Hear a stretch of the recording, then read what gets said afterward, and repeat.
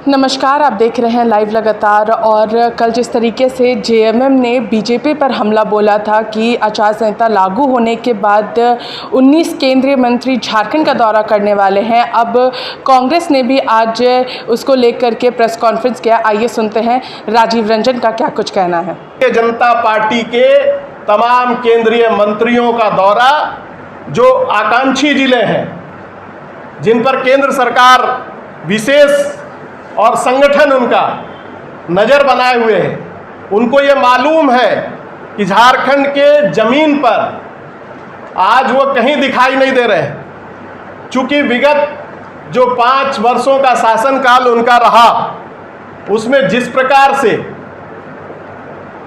लोगों को भरमा करके, दिग्भ्रमित करके डबल इंजन की सरकार के द्वारा जो धोखा देने का काम किया गया, जनता ने उनको बाहर का रास्ता दिखा दिया।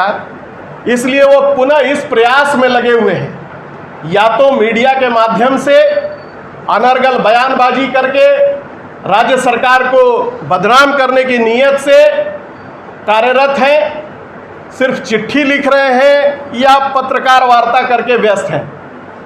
तो वो चाहते हैं कि हम अपने केंद्रीय मंत्रियों के जरिए, जो कि पूरी तरह से आदर्श आचार संहिता का उल्लंघन है, और कांग्रेस पार्टी का यह मानना है कि इस प्रकार के दौरे कतई नहीं होने चाहिए। खास करके पंचायत चुनाव की जब घोषणा हो गई, 9 अप्रैल के बाद से ही आदर्श आचार संहिता का अनुपालन यहाँ प्रशासन, आप देख रहे होंगे कि आप लोगों के ही माध्यम से बार बार दिशा निर्देशों को जारी कर रहा है कि न तो प्रचार कार्य या दौरे में कोई मंत्री भाग लेने वाले हैं। हमारे भी मंत्री, पहले से हम लोगों ने यह निर्णय लिया था, आप सभी जानते हैं कि संवाद कार्यक्रमों में हमारे मंत्री भी जाते, लेकिन पार्टी ने जब आदर्श आचार संहिता का अनुपालन शुरू हो गया तो यह निर्णय ले लिया कि हमारे मंत्री इन संवाद कार्यकर्ता प्रतिनिधि सम्मेलनों में भाग नहीं लेंगे।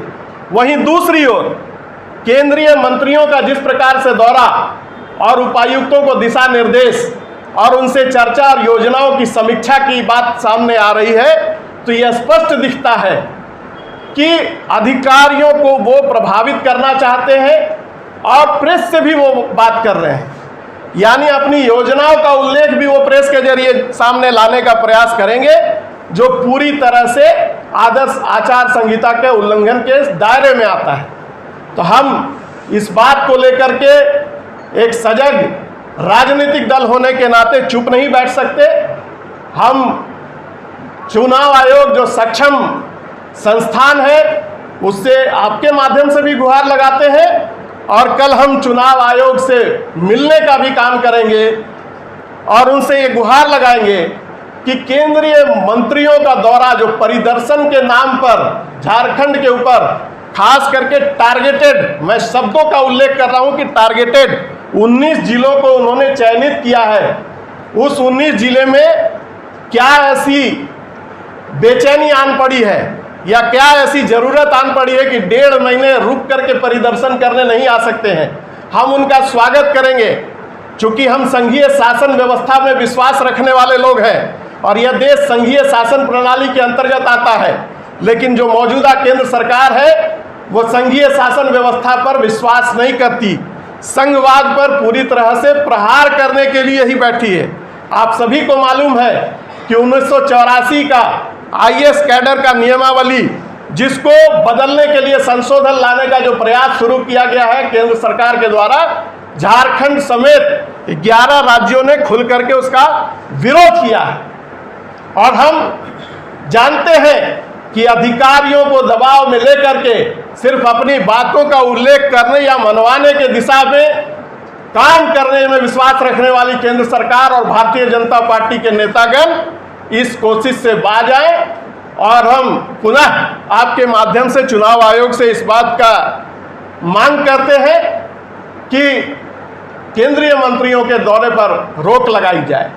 तो आपने यहाँ पर राजीव रंजन को सुना, उन्होंने सीधे तौर पर बताया कि यहाँ पर केंद्र से मंत्रीगण जो आने वाले हैं उन सभी लोगों के आने पर रोक लगाई जानी चाहिए, जिसको लेकर के आगामी शनिवार को कांग्रेस के कुछ प्रतिनिधि निर्वाचन आयोग के अधिकारियों से मिलकर इन सारे मुद्दों पर चर्चा करेंगे और केंद्र के जो मंत्रीगण आने वाले हैं उसको पूरी तरीके से बताया जाए। जिस तरीके से उन्होंने बताया कि यह राज्य में होने वाले पंचायत चुनाव पर असर डालने के लिए वो लोग आ रहे हैं यहाँ पर मंत्रीगण, और इस पर कहीं ना कहीं रोक लगनी चाहिए। इसी के साथ देखते रहिए लाइव लगातार। रांची समय पूजा, नमस्कार। और इंस्टाग्राम पर भी फॉलो कर सकते हैं। बने रहे लगातार.in के साथ।